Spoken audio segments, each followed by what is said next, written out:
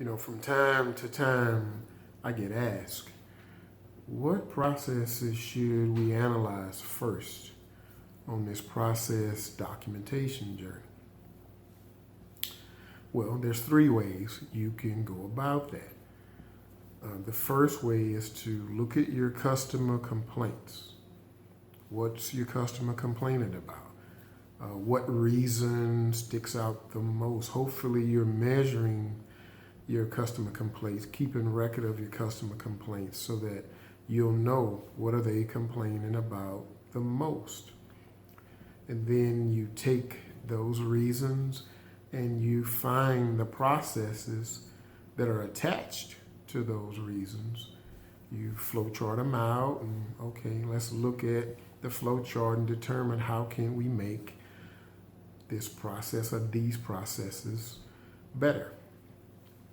The second way is to look at what your employees are complaining about in regards to the operation.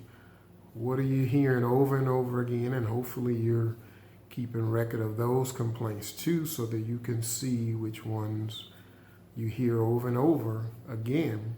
You do the same thing. What processes are tied to those internal customer complaints, your employee complaints, how the operation is running in their department or across departments?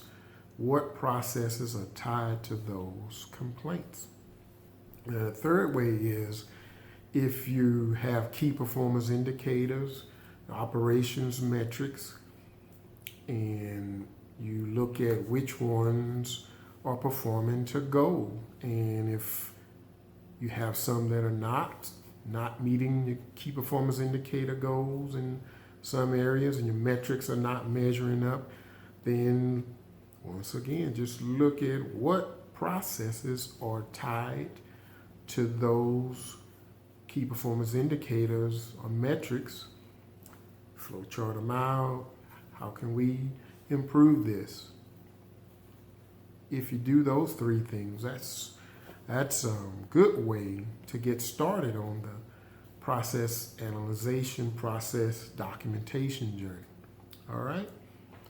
Three easy things: customer complaints, employee complaints, and your key performance indicator or metrics performance relative to your operation.